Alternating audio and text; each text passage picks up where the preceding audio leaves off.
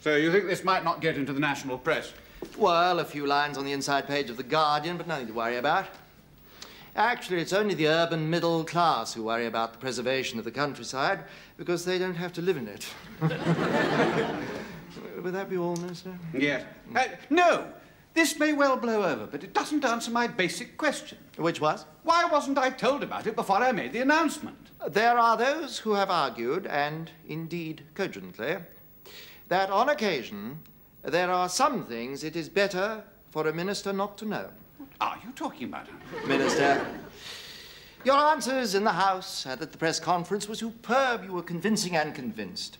The critics were silenced, but could you have spoken with the same authority if the ecological pressure group had been badgering you? But I have a right to know. I am the people's representative.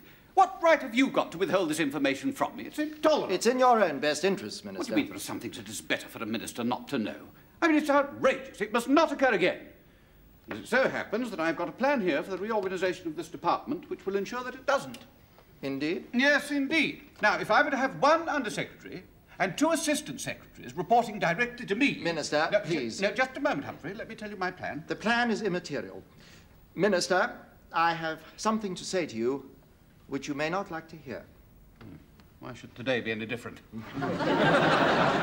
Minister, the traditional allocation of executive responsibilities has always been so determined as to liberate the ministerial incumbent from the administrative minutiae by devolving the managerial functions to those whose experience and qualifications have better formed them for the performance of such humble offices, thereby releasing their political overlords for the more onerous duties and profound deliberations which are the inevitable concomitant of their exalted position.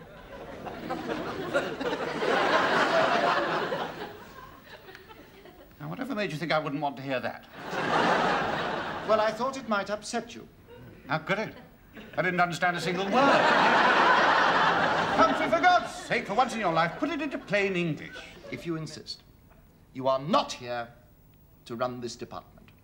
I beg your pardon? You are not here to run this department. I think I am. The people think I am, too. With respect, Minister, you are... they are wrong. And who does run this department? I do. I see. And what am I supposed to do? We've been through all this before. Make policy, get legislation enacted, and above all, secure the department's budget in Cabinet. I sometimes think that the budget is all you ever really care about. Well, it is rather important, Minister. If nobody cared about the budget, we might end up with a department so small that even a minister could run it. Humphrey, are we about to have a fundamental disagreement about the nature of democracy? No, Minister, merely a demarcation dispute. What I mean is that the menial chore of running a department is beneath you. You're fashioned for a nobler calling. Well, I'm quite prepared to leave the routine paperwork to you, but I must insist on direct access to all information. Never again do I want to hear that phrase, there are some things it is better for a minister not to know. Is that clear? Well, Minister, I do That is an order, Humphrey.